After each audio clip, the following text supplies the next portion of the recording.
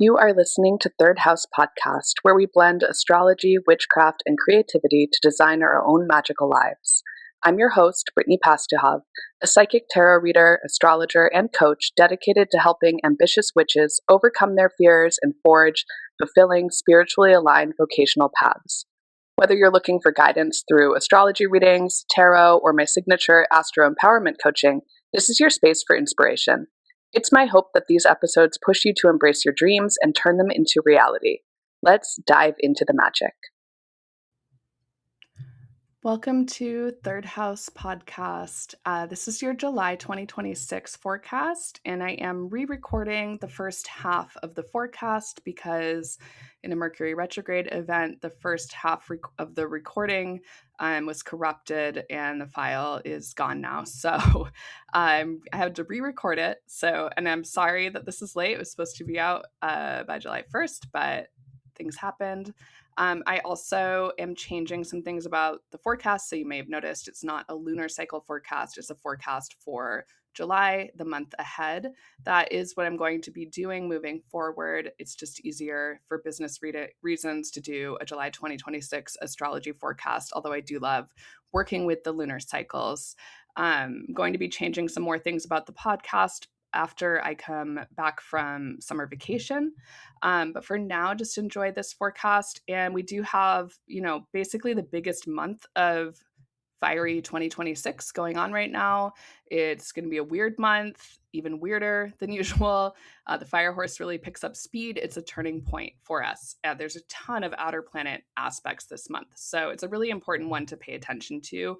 Even if things don't seem to make sense during this month, they may have effects that affect you later on in the year. And who knows, for longer term potentially. So worth getting into. Jupiter, we are going to go over some of the things that have already happened since I last forecasted, such as Mercury retrograde starting, Jupiter in Leo, and Chiron into Taurus. One of the bigger things that's happening this month is the Neptune-Pluto sextile perfecting, and that will be later on in July. So yeah, expect things to get weird in July. Think of it kind of like something that it's not necessarily, I often say that we can kind of direct transits in our lives, but when it's a lot of these outer planet transits, like Mars and Uranus conjunction, Neptune-Pluto sextile, with Saturn and Pluto and Uranus involved, and Neptune, and to some extent Jupiter, it's kind of like tectonic plates shifting underneath you. Like there's not much you could do about it. It's just the atmosphere. It's just what's happening. And what we can do is have an optimistic perspective and adapt, and also just look forward and know that this month is going to involve some shifts. And then we'll head into eclipse season in August as well. But we're used to changes because we've been living, I've been forecasting since 2016. So, I had to become intrepid. June 19th, Chiron entered Taurus from Aries. This is a preview transit. We have Chiron here from June 19th through September 18th of 2026. Then Chiron returns to the later degrees of Aries and then comes back into Taurus for the longer transit starting in 2027. So this is kind of your 6-month preview of what Chiron and Taurus may be like for you. Taurus is a sign, fixed earth sign ruled by Venus. It's where the seeds that have been planted are rooting and growing to bloom, which can take a long time. Like we have apple trees that we planted years ago that are just starting to bloom and fruit, right? So Taurus is fixed because it sustains, it takes time, it moves at the pace of Mother Earth, which sometimes, especially with Uranus recently there, can be quite fast, but also often takes time to rewild. You plant trees, and sometimes it's for future generations to enjoy and not necessarily for you to enjoy their shade. So that's kind of the time scale of Taurus. With Chiron here, I do think that, a lot of the wounding and healing that's happening, because Chiron is known as the wounded healer, a teacher of heroes in mythology, also an initiator, is earth-based healing and healing the earth itself. I also think that there will be more emphasis on, of course, bodily health, but specifically female bodies or feminine bodies, like, and that is an area of health and medicine that has been neglected for so long and is just starting to get more research and study that will have more awareness of the need for it and more healing there, as well as like earth-based healing methods or herbal healing methods. The economy in general, represented by Taurus on Wall Street, there is a statue of a bull, which is a symbol of Taurus. The economy, wounds and healings around concepts of stability, sustainability, and prosperity, and what is real versus what is with money and abstract representation of the real, value and exchange.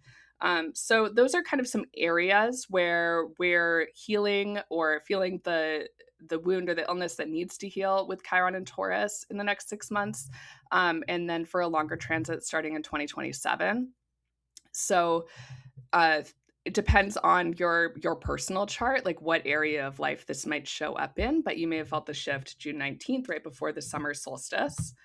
The sun is in the sign of Cancer now, sign that often has to do with water and the meeting of like the height of or the beginning of summer, at least in the Northeast, and going to the water or the beach to cool off.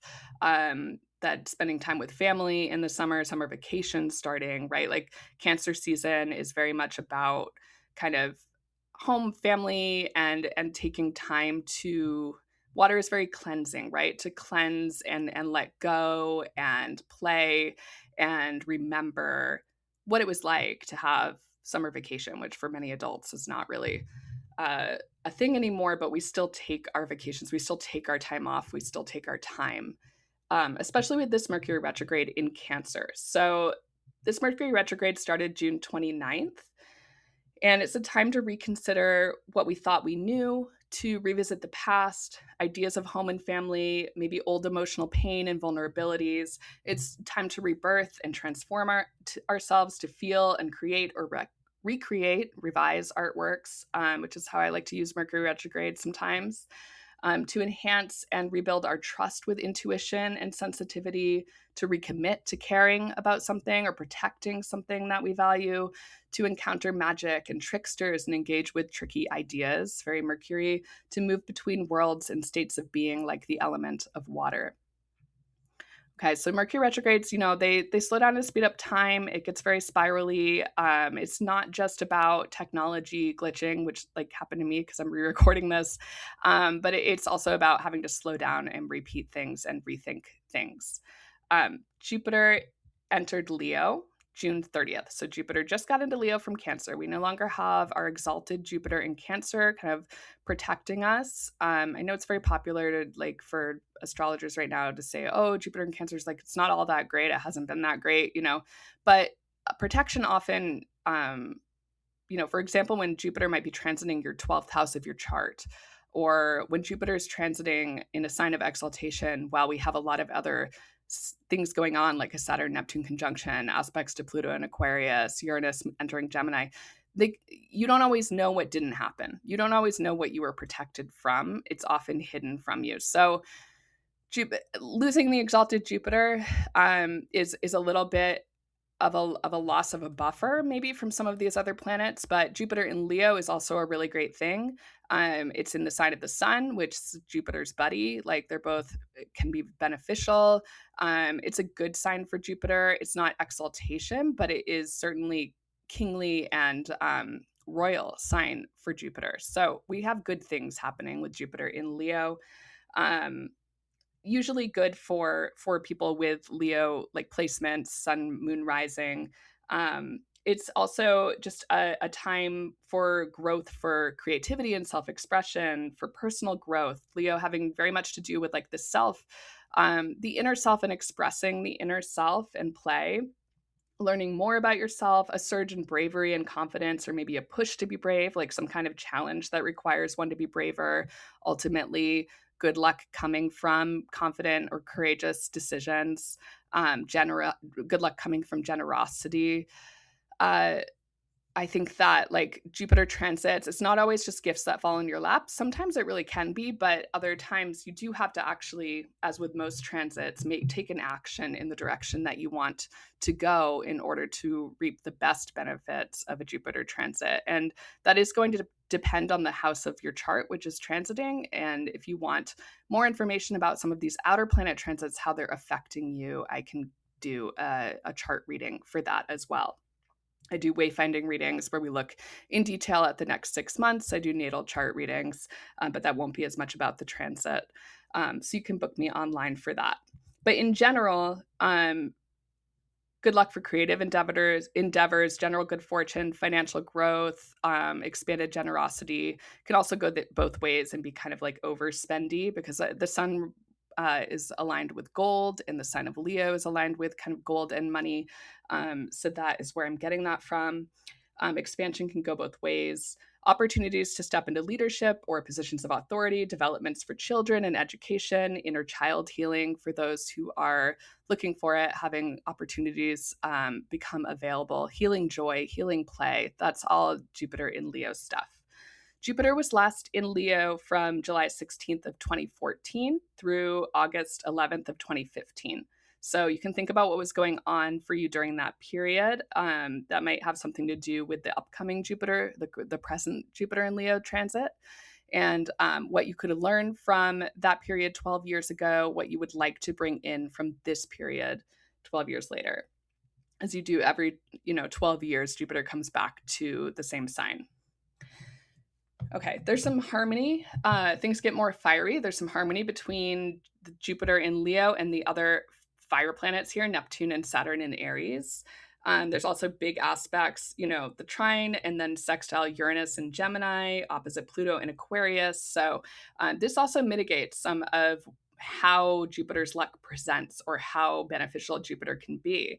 Jupiter, a lot of what you want to expand can still happen, but there also may be something dissolving in the vein of Neptune and Saturn at the same time. Okay, so that was all before July 1st. The next big transit becomes exact, is currently present, but becomes exact on July 4th. We have Mars meeting Uranus in Gemini exactly. It's going to be at 3 degrees, 52 minutes of Gemini. This can be very volatile. So I think July 4th, it's volatile in terms at least of ideas and communication. I've talked about Uranus and Gemini kind of splitting realities, not in a literal, like I think we're on different timeline kind of sense, but in a people have such different perspectives that they're living in a different reality perspective-wise, psychologically, with Gemini. So yeah, definitely fireworks, but more along the lines of like air and ideas and communication. There are some other aspects happening at the same time, though. You can see this little mini trine here. There's a trine to Pluto. There's Pluto sextile Neptune already in effect, and then Uranus and Mars sextile Neptune as well. So they're all working together. This Mars-Uranus conjunction is bound up with the Uranus-Pluto trine, which is a larger cycle that will be, and that aspect will be exact on the 18th of July. It's a continuation of this Promethean and Dionysian cycle that symbolizes both a creative gestation period for humanity and a death rebirth theme. But Mars involved, I think, indicates a darker turn into endings and difficulties. America's 250th birthday, I guess, July 4th. So we'll see. Mars sextile Neptune. We have this conjunction also making the sextile to Neptune in Aries. So to me, that indicates that this surprise kind of explosion, or at the very least, an intellectual discovery or insight, has something to do with a wave of new ideas that is percolating in society since Neptune entered the sign of Aries, kind of volcanic lava overflow.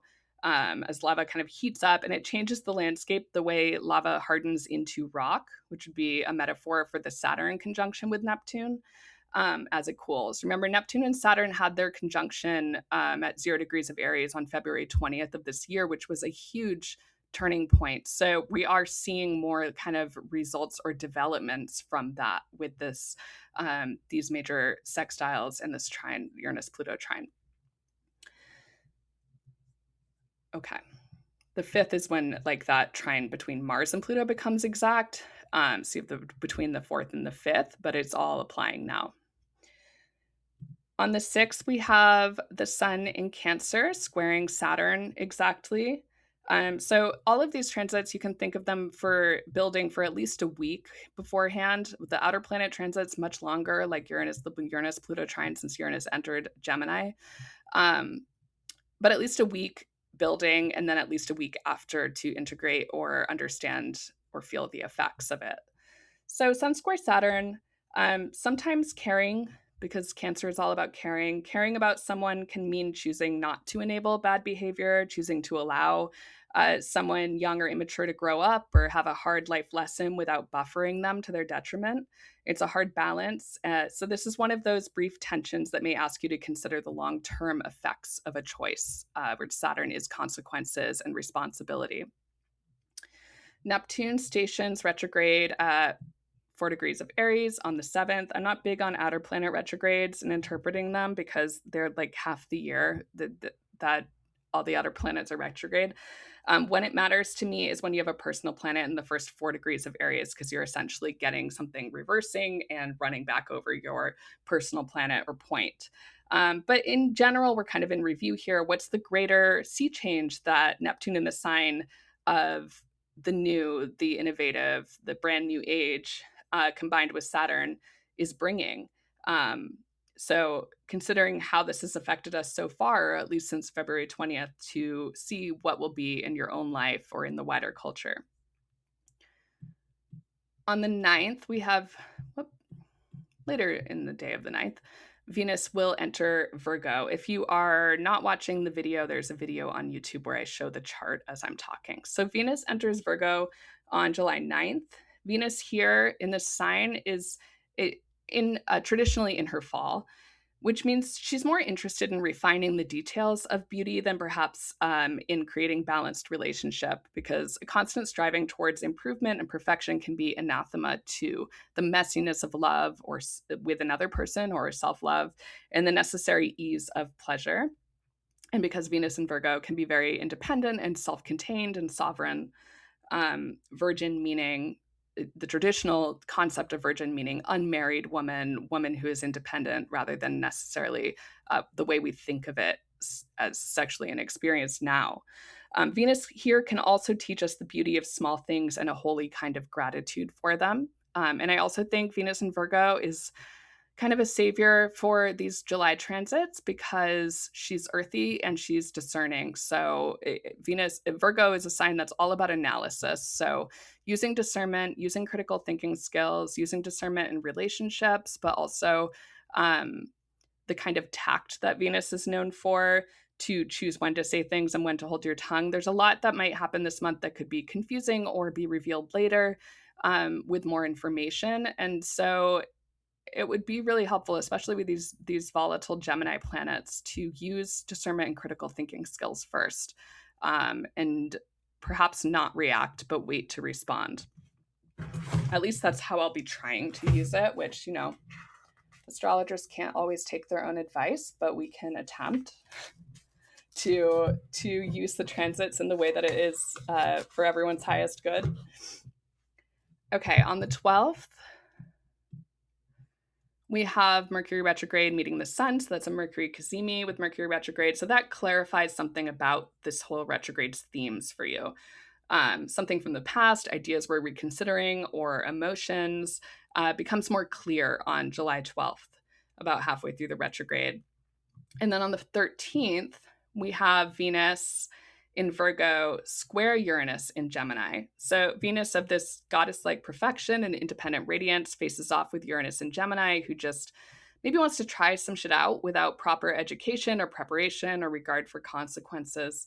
And since Venus's job is to discern, though the larger social impulse or spirit of Uranus is very powerful, this is a time to use discernment in your choices of healing, relating, or creating. And all may not be as it seems during this month, especially with Mercury still retrograde and heightened emotion. So notice on that square where discernment would be necessary. And then we have our new moon on July 14th. and that is at 22 degrees of Cancer, conjunct Mercury at 19 degrees, 50 minutes, so about 20 degrees of Cancer. The Mercury cazimi on the 12th clarifies something, and the new moon takes that further, allowing us to release maybe some old emotions or past hurts in order to continue. It's not the easiest new moon to begin totally anew, like I would often recommend with a new moon. There's still work to do in the spiral of time with Mercury continuing to be retrograde, still maybe vacationing to do or time to take off in order to integrate something. So I would choose release and revisiting something. It's a very lunar, kind of dark moon in Cancer, very dreamy and available for psychic, intuitive kind of work, maybe past life work, but also very intense at the same time. And it's July 15th, and there's still so much more. So I would definitely recommend going back to the 2026 forecast, which is on my YouTube channel and my podcast, to revisit some of these larger transits that are happening, like Neptune and Saturn in Aries, like Jupiter in Leo, Chiron in Taurus, Pluto in Aquarius, definitely, and Uranus in Gemini. I also have shorter videos that are clipped from that forecast if you just want to look at like the different ingresses of planets through different signs. Just to recap, like why these transits are so big and what has happened in history so far and what they could mean for our future. Because I can't possibly go into this in the 1 month forecast, but I do have it on my channel. So on, let's see, the 19th is the next major transit that's exact, and that is a Mars in Gemini sextile to Saturn in Aries. It's kind of like Mars is a soldier going to the general for advice. A little nod to that, to the general. We have something getting done potentially here, maybe in your own life, but it needs to be done strategically. Mars at this point is far enough away from Uranus to be considered no longer conjunct, as the conjunction is separating. So less influence of that unpredictable world-shaking power of Uranus to change ideas, but still in the same sign. What is the long-term kind of goal, since there have been so many shakeups already during this cycle, and particularly this month of July? On the 20th, we have Jupiter in Leo, trine Neptune in Aries. This is kind of an expansion of that new beginning feeling, that pioneering fantasy that Neptune in Aries has. Jupiter kind of lighting a fire under you to imagine and dream more, or to make that dream happen. Again, Neptune is retrograde, but that's true for like half the year every year. So there is this with Jupiter in a fire sign making these trines to Neptune and Saturn in Aries, there's a little more like support in that way, or some more blessings for what your Neptune Saturn project of building based on belief or a dream, or what you're pioneering, if there is something in wherever the Aries house of your chart is. So if it's in the first house of your chart, it may be that you're like really changing your belief in yourself, or changing a lot about how you look, how your appearance matches your inner world.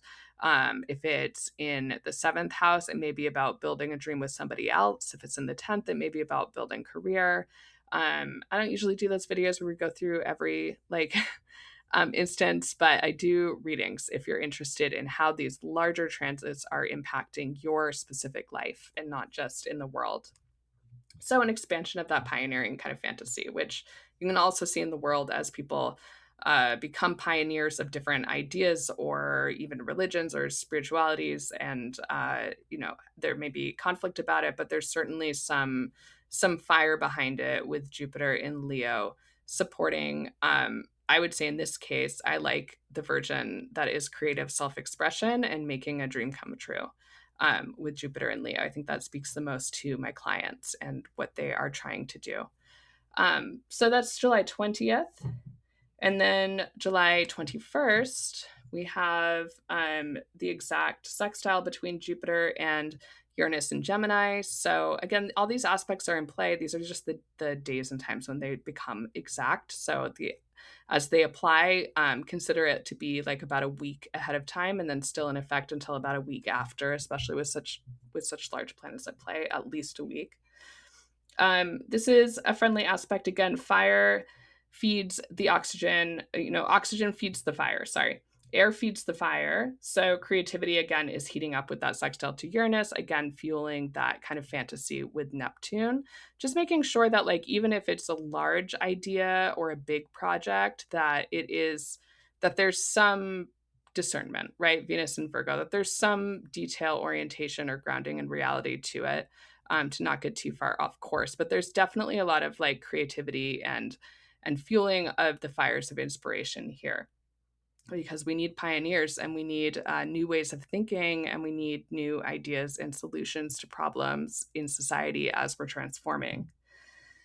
So July 22nd, we have the sun moving into Leo. That's the official beginning of Leo season. It's actually July 22nd. And then, of course, applying to a Jupiter conjunction, which is traditionally seen as lucky when the sun meets Jupiter, or certainly very expansive, kind of joyful aspect. Leo season is a time of fixed fire, like tending campfires, tending love and fun and play. It's usually as we head into August and late July, when much of the world goes on holiday during Leo season. It's about self-expression, children, childhood, play, creativity, fun, games, also leadership and authority and loyalty, but courage, confidence, dignity, pride. It's about warmth and generosity, right? All this, and it's hot.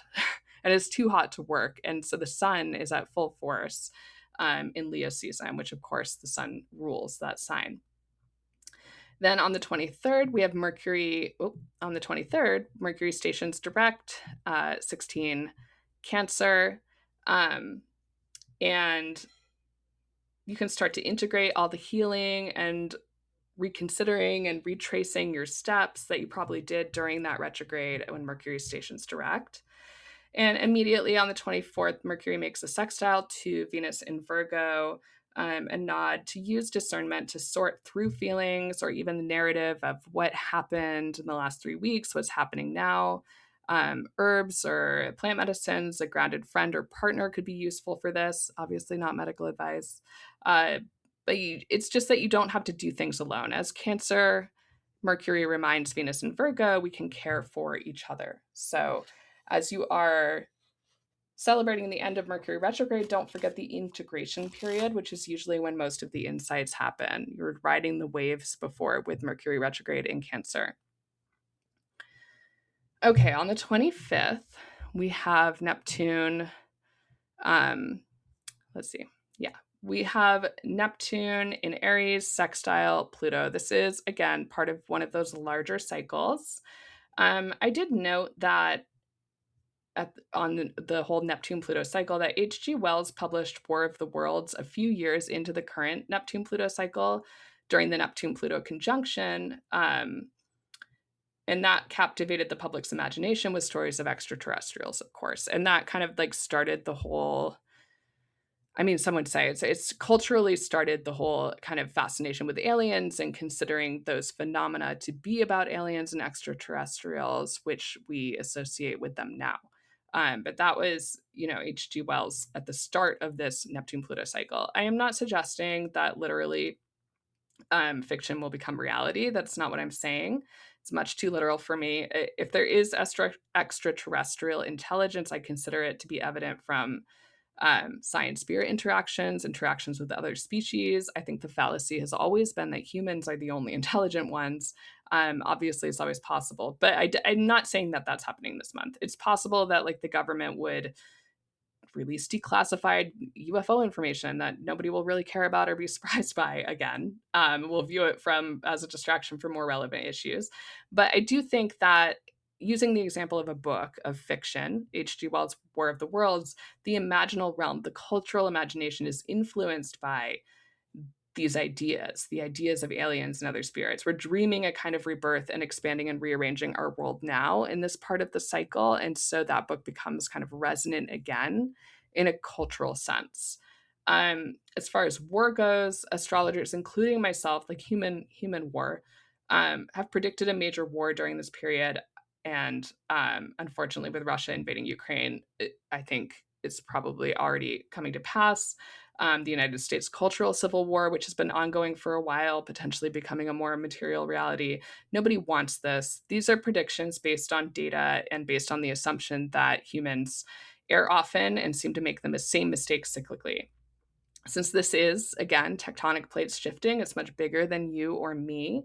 We can aim for an optimistic future and attempt peace insofar as our sphere of influence reaches. So we can get together to actively create peace and call for peace in the wider world, to create community together.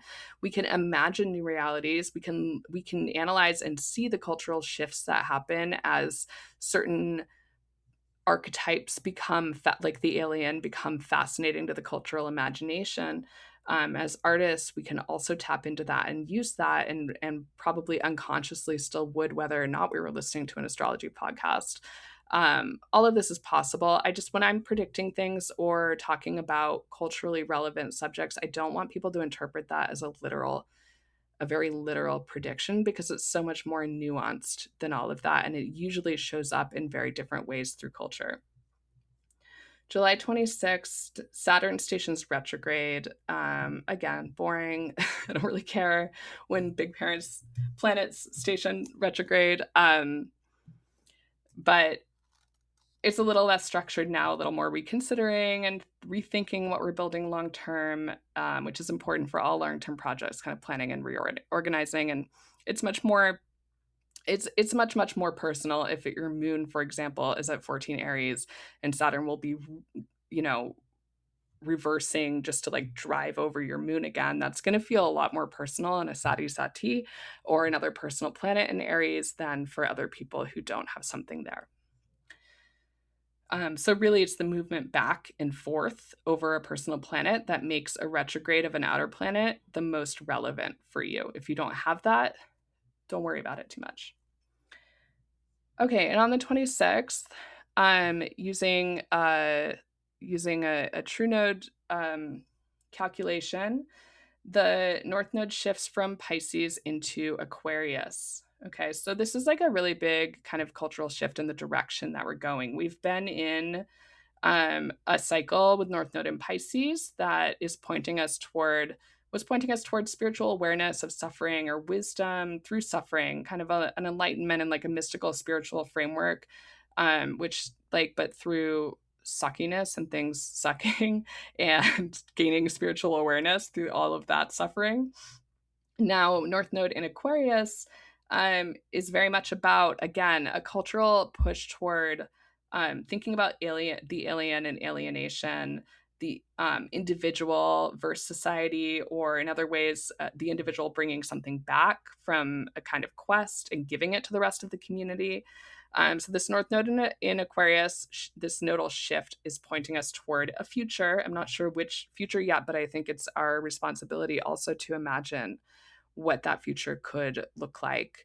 And it also heralds the almost arrival of eclipse season, which for us will be in August. So that's July 26th. Okay. Did I somehow not print out my notes on the full moon? Hold on. Okay, a couple other things going on here. The sun opposes Pluto on the 27th. So the sun is effectively life, and Pluto is effectively the ruler of the underworld, death. They face off on this day and also on the full moon, which is coming up on July 29th in this forecast. So we've got sun opposite Pluto. It's a kind of cosmic and mythological play. It's a transit that does occur once every year with sun opposite Pluto. Summer's reaching its hottest days typically in the Northeast, so it's both full of life and harvest and plant life and also deadly hot. Hold the paradox. The sun is also trine Neptune in Aries, accessing that creative well of information that Neptune is making available in the dreaming at this time. It's also sextile Uranus in Gemini, which is potent for inspiration and creative change. On the 29th, we have Venus in Virgo, square Mars in Gemini. Venus in Virgo sorts, organizes, and discerns the information that Mars in Gemini seeks out with energetic curiosity and spouts without concern for accuracy necessarily. For individuals, I'd say find some balance between production and consumption of information, balance in relationships, discern before sharing with others. Um, Information and just what's in the air or the ether of culture is wild this month. So staying offline is probably wise, honestly, and keeping thoughts to yourself is probably wise as well. Just letting it ride out and observing is most likely one of the wisest ways to spend this transit, other than actively creating, reflecting, engaged in spiritual process, or engaged in community making, which can be tense at times, but also rewarding during this time. Okay, and then on the 29th, we also have the sun meeting Jupiter at 6 degrees of Leo. Um, it's always kind of a good day of the year because the sun is beneficial. We love it. It keeps us warm. It's bright. And Jupiter is lucky and beneficial and generous. Of course, there can be more difficult effects. The sun can burn you. Jupiter can expand things too much.